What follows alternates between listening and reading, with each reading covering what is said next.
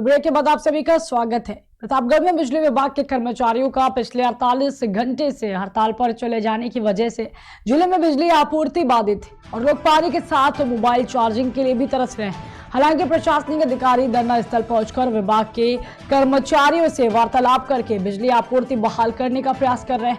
आपको बता दें कि अपने विभिन्न मांगों को लेकर बिजली विभाग कर्मी इन दिनों हड़ताल पर है, जिसकी वजह से प्रतापगढ़ जिले के शहर से लेकर गांव तक बिजली आपूर्ति को बाधित कर दिया गया है और बिजली विभाग के कर्मी चिलबिला पावर हाउस पहुंचकर धरना प्रदर्शन कर रहे हैं। वहीं शासन के निर्देश के बाद एजीएम, सीओ, अपर पुलिस अधीक्षक भी घटनास्थल पहुंचकर बिजली आपूर्ति बहाल करने के लिए वार्ता की है और कर्मियों को अल्टीमेटम देकर धरना समाप्त करने के निर्देश दिए।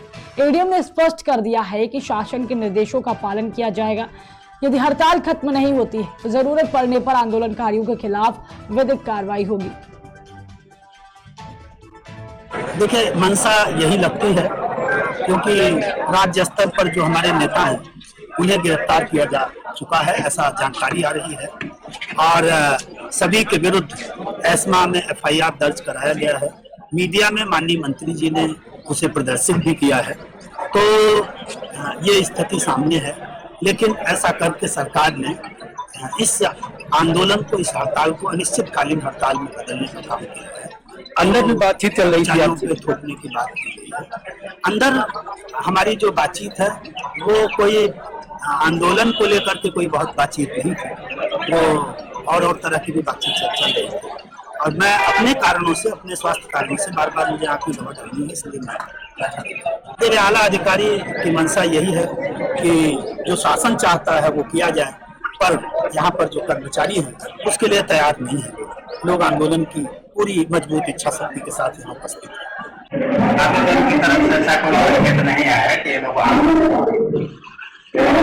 पूरा प्रयास कर रहे हैं कि विद्युत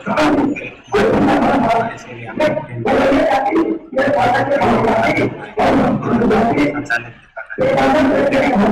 दिक्कत है, वहाँ थोड़ा दिक्कत है, बाकी और जगह था। हमारा प्रयास है पालन करें। हमारी मुख्य मांगे, हमारे जो विद्युत कर्मचारी संयुक्त संघर्ष समिति के बैनर तले पूरे उत्तर प्रदेश में बिजली कर्मचारियों ने अपने विभिन्न मांगों को लेकर 72 घंटे की सांकेतिक हड़ताल कर रखी है। गुरुवार की रात से लेकर लगातार बिजली कर्मचारी हड़ताल पर है। बहराइच में भी अभियंताओं व कर्मचारियों के द्वारा कार्यालय परिसर में ऊर्जा विभाग की शेड सब प्रबंधन के खिलाफ नारेबाजी करते हुए मांगे जल्द पूरी करने की मांग की जा रही। साथ ही इन लोगों का कहना है कि इनकी मांगे पूरी नहीं की गई तो वो अनिश्चितकालीन हड़ताल पर जाने को बाध्य होंगे। प्रशासन के तमाम आला अधिकारियों द्वारा भी इनको समझाने का लगातार प्रयास किया जा रहा है, लेकिन विद्युत कर्मचारी अपनी मांगों को पूरी करने की बात को लेकर अड़े हुए हैं।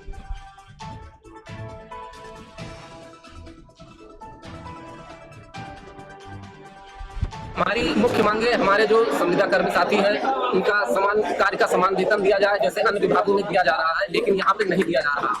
और हम लोगों के लिए प्रोटेक्शन एक्ट लागू हो, जो हमारी बहुत पुरानी मांग है और जायज मांग है। हमारे साथी, हम सभी लोग क्षेत्रों में काम करते हैं, मारपीट की घटनाएं होती हैं, उस पर प्रशासन भी कोई कार्रवाई नहीं करता। नंबर 3, और अभियंता संवर्ग की मुख्य मांग समयबद्ध वेतन लागू हो, जो पहले हम लोगों को मिलता था वर्तमान में नहीं मिल रहा है। इन सब मुख्य मांगों को लेकर 3 दिसंबर 2022 को माननीय ऊर्जा मंत्री जी और माननीय मुख्यमंत्री जी के सलाहकार के साथ में वार्ता हुई थी और मांगों को माना गया था, लिखित में समझौता भी किया गया था। लेकिन लगभग 3 माह बीत जाने के बावजूद भी आज तक समझौते को लागू नहीं किया गया है। इसी की वजह से हम लोग आज 72 घंटे की आंदोलन हड़ताल पे बैठे हुए हैं। हमारी मुख्य मांगे, हमारे जो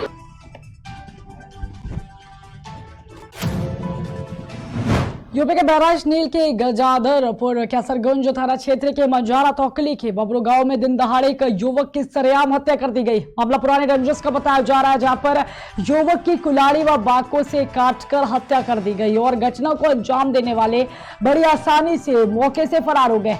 मौके पर पहुंचे घर वालों ने पुलिस को सूचना दी, जिसके बाद घर वालों का आरोप लगाया गया कि करीब 2 घंटे तक कोई पुलिसकर्मी वहां मौके पर नहीं पहुंचा और गांव में तनाव का माहौल बढ़ता चला गया।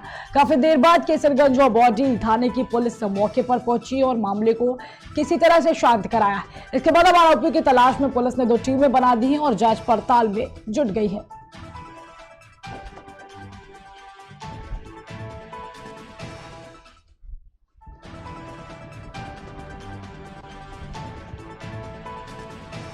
ये कैसरगंज थाना क्षेत्र का मझारा तोकली का बबरी गांव है और इसमें आज ये सुनील कुमार सना फौजदार की हत्या हुई है और जिसमें उनकी डेड बॉडी को यहाँ से भेजा गया है और अभी एफआईआर की तहरीर नहीं प्राप्त हुई। अति शीघ्र जो है तहरीर प्राप्त करके एफआईआर दर्ज कराई जाएगी और साथ ही साथ कुछ लोगों का नाम इन लोगों ने बताया है और अतिशीघ्र उनकी गिरफ्तारी सुनिश्चित की जाएगी। साथ ही साथ उनके कुछ क्रिमिनल हिस्ट्री भी है, उसके मद्देनज़र देखते हुए इसमें गैंगस्टर एक्ट की भी कार्रवाई कराई जाएगी। जो भी होगा गैंगस्टर एक्ट में इसमें कुर्की की कार्रवाई, जो भी इनकी संपत्ति है उसको सीजिंग की कार्रवाई और आवश्यकता पड़ी तो ध्वस्तीकरण की भी कार्रवाई कराई जाएगी। करौलिया वार्ड का मामला है भैया।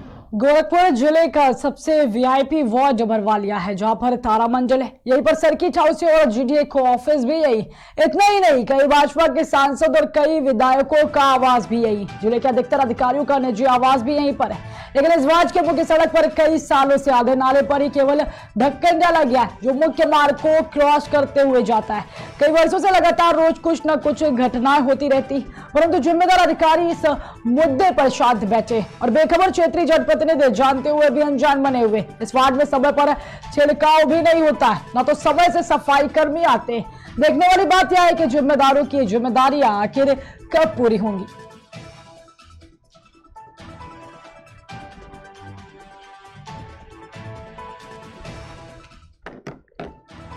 करौलिया वार्ड का मामला है भैया और यहाँ पे आए दिन लोग तमाम लोग गिर रहे हैं, तमाम महिलाएं चोटिल हो रही है, सभी बच्चे यहाँ पे गिर जा रहे हैं।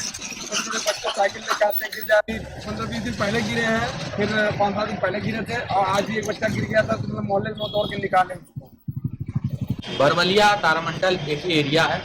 भरवलिया में इस तरह की स्थिति जो है, सड़कों के बीच में गड्ढा है, सड़कें खराब हैं। आमतौर पे उस गड्ढे में मैंने देखा कि अभी लगातार 3-4 वाहनों का उसमें गिरे, एक्सीडेंट हुआ, कुछ लोगों को चोटें आई। उसके बाद भी हमारे जनप्रतिनिधि लोग, जो कि इस वीआईपी एरिया में अच्छे अच्छे जनप्रतिनिधि लोग हैं, और विद्वान शिक्षक का मकान है, हमारे पूर्व कुलपति जी का मकान है, बहुत सारे जनप्रतिनिधि ऐसे हैं जिनका यहाँ मकान है, लेकिन इस चीजों की तरफ किसी के ध्यान नहीं आकर्षित होता है। क्या किसी की जान चली जाएगी तब यहाँ पे ध्यान आकर्षित होगा? क्या इंसान की, मानव की इंसानियत जान की कीमत बस एक छोटे से वोट के बराबर ही है, वोट ही लेने के काबिल के लिए है?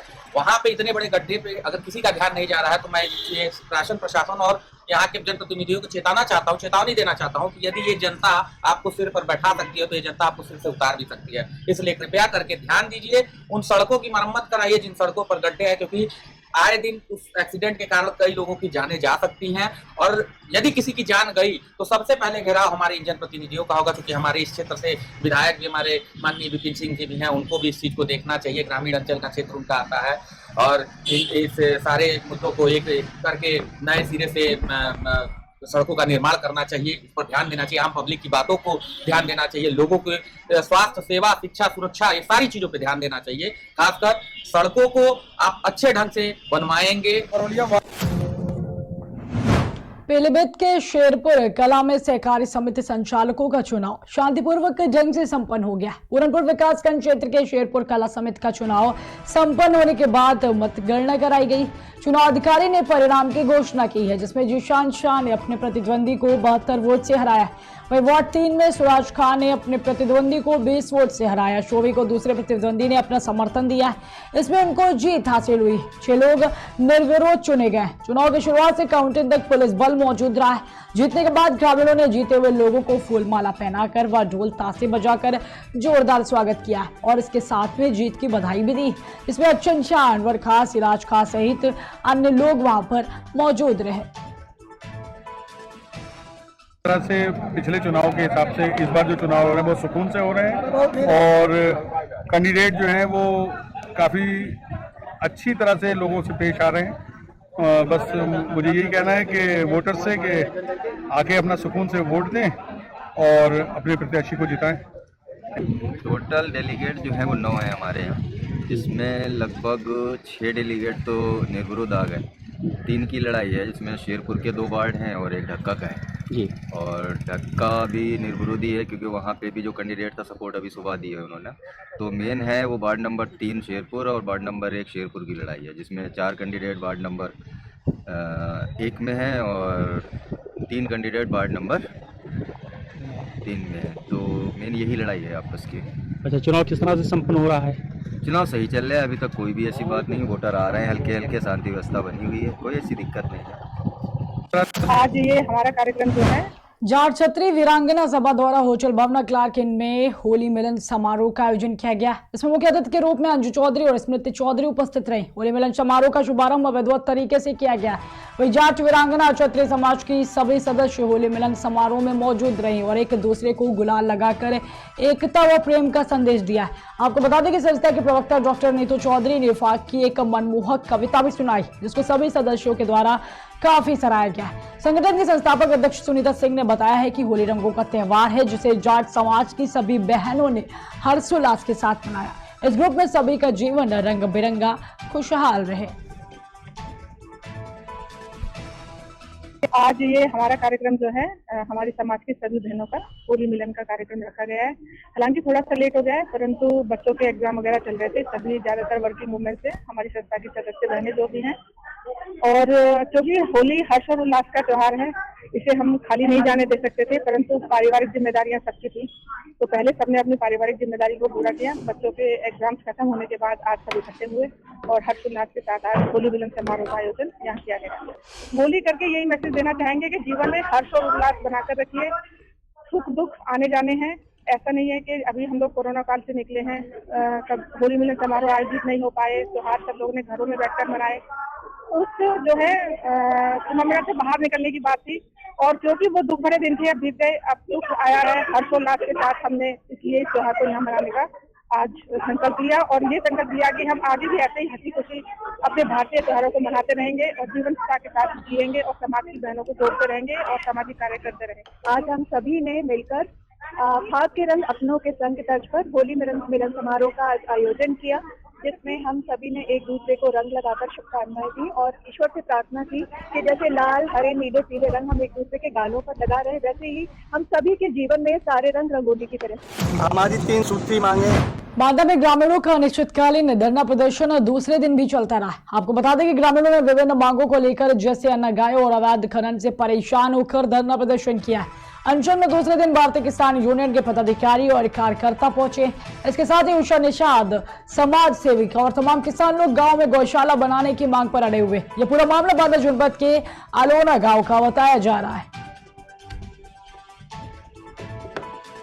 हमारी 3 सूत्री मांगे जो गांव की बहुत बड़ी समस्या है, आज से नहीं विगत कई वर्षों से इस समस्या से किसान परेशान है। क्या कुछ मांगे हैं आप लोगों की? भाई हमारे यहाँ अन्ना गाँवों की वजह से फसलें हो नहीं पाती हैं, आदमी मजबूरी है पलायन के लिए, मजबूर होकर के बच्चे पलायन करते हैं कि यहाँ से गोवंश जो है संरक्षित नहीं है। और जो हमारे यहाँ गौशाला बनी हुई है तो ऐसे किसी तरह बनी हुई है, 10-20 गाँवें होती हैं, हज़ारों गाँवें फुर्सत घूम रही हैं खेतों में, खेतों का नुकसान हो रहा है, फसलें नष्ट हो रही हैं। जो अकड़ाई गायें हैं जिनको लोग जाते हैं तो मारने दौड़ती हैं, किसानों को मार देती हैं, तो उनको शासन के द्वारा जो स्पेशलिस्ट होते हैं, जो बड़े दक्ष होते हैं, उनके द्वारा पकड़ा के उन्हें भी संरक्षित कराया जाए। और हमारे यहाँ एक ट्रेन चला रहा है, लिफ्ट इरीगेशन है हमारे गाँव में। लिफ्ट इरीगेशन के सामने जो ठेका हो गया है खदान का, मोरम का, तो जब उधर मोरम निकाल ली जाएगी गहराई से तो ये पानी उधर चला जाएगा, मशीनें नीचे आ जाएंगी, जिससे हमारे गांव की खेती पलती है। उसी लिफ्ट इरीगेशन सिंचित और कोई साधन नहीं है, लिफ्ट इरीगेशन है, और उसके सामने की खुदाई हो रही है तो वो बंद हो जाए, वहाँ का खनन बंद हो जाए, उसके सामने खनन नहीं होना चाहिए। क्या अभी तक कोई अधिकारी आप लोगों के पास आए? अभी कल आए थे अधिकारी, आए थे मजिस्ट्रेट, उन्होंने ये कहा था मेरे साथ चलो, मेरा अधिकार तो नहीं है, तो मैं लिख के शासन को भेज दूंगा। प्रशासन से नायब तहसीलदार आए थे जी, उनसे आश्वासन मिला, लेकिन ऐसा कोई आश्वासन नहीं मिला जिससे हम धरना अपना समाप्त कर सके, और ये उनके आश्वासन जो मिला उनके अधिकार में भी नहीं। अच्छा, ये समस्या सिर्फ अलोना गांव की है या पूरे बांदा डिस्ट्रिक्ट की? ये बांदा डिस्ट्रिक्ट में है, लेकिन इतनी ज्यादा नहीं जो अलोना गांव में है। कई बार मुख्यमंत्री का भी आदेश आया कि गौशाला, मुख्यमंत्री का आदेश आता है, कागजों में आता है। यहाँ की सरकार ने अधिकारी नहीं चाहते हैं कि ये जो है पालन किया जाए, कागजों में सब ये किया जाता है कि कागजों में जो है। हमारी 3 सूत्री। बांदा से बड़ी खबर आ रही है, जहां पर बांदा में शराबी युवक ने खुद को आग लगा ली। आपको बता दें कि आग लगने से शराबी जो है वो बुरी तरह से झुलस गया है। घायल व्यक्ति को परिजनों ने जिला अस्पताल ट्रॉमा सेंटर में भर्ती कराया है। जिला अस्पताल में प्राथमिक उपचार के बाद डॉक्टर ने उसको हाई सेंटर रेफर कर दिया है। ये पूरा मामला शहर कोतवाली अंतर्गत के मवई बुजुर्ग गांव का बताया जा रहा है। तो बड़ी और अहम खबर हम आपको बता रहे हैं जो बांदा से आ रही है, जहां पर बांदा में शराबी युवक ने खुद को आग लगा ली। आग लगने से शराबी युवक जो है वो बुरी तरह से झुलस गया। इसके साथ ही घायल व्यक्ति को परिजनों ने जिला अस्पताल ट्रॉमा सेंटर में भर्ती कराया है। आपको बता दें कि जिला अस्पताल से प्राथमिक उपचार के बाद डॉक्टर ने इसको हायर सेंटर रेफर कर दिया। ये पूरा मामला शहर कोतवाली अंतर्गत के मवई बुजुर्ग गांव का बताया जा रहा है। घटना क्या हुई है, पूरा डिटेल बताओ। ये दारू पी के, हम तो रहे नहीं, हम तो दूसरी जगह थे, काट वाट रहे थे। दारू पी के आए, पेट्रोल लेके कहीं से नहीं, बस डाल लिया। दारू पिए था बम्पर, एकदम दारू पी के पेट्रोल डाल दिया, आगे लगा दिया बगैर किसी कारण। बगैर शराब अक्सर पीता रहा है कि अक्सर पीता रहा है। अच्छा, दिमाग से थोड़ी डिस्टर्ब हुई है। शादी वादी हो गई? उम्र क्या होगी इसकी? उम्र होगी वही 25-26 साल। नाम क्या बताया इसका? बबलू। कै बजे की घटना है ये वही जो है 5:30 बजे, 4 बजे की। आप लोगों को कैसे जानकारी हुई? वो हम बहुत भीड़ लगी थी, जब हम वहाँ से आए थे तो देखा, तो फिर मालूम चला कि आग लगा दी। घरे में लगाया है? वो घर के बाहर पुलिया में बैठा रहा। अच्छा, बस वही। एक बबलू सन ऑफ पंचा 30 साल का पुरुष है। ये मवई बुजुर्ग कोतवाली नगर का है और 60% बर्न इंजरी बताते हैं परिजन की। दारू पीता है ये और दारू पी के इसने जो है आग लगा दी और हालत गंभीर बनी हुई है। भर्ती करके उपचार किया जा रहा है। रेफर भी किया जाएगा क्या? अगर हालांकि भर्ती करने के बाद परिजन को बताया गया है कि रिफर करने की आवश्यकता है, लेकिन परिजन अभी असमर्थ दिखाई दे रहे हैं, इसलिए भर्ती करके उपचार दिया जा रहा है। यदि परिजन सक्षम होते हैं तो हम रिफर करेंगे। घटना क्या हुई है, पूरा डिटेल। फिलहाल की खबरों में इतना ही। रुकते एक छोटे से ब्रेक के लिए।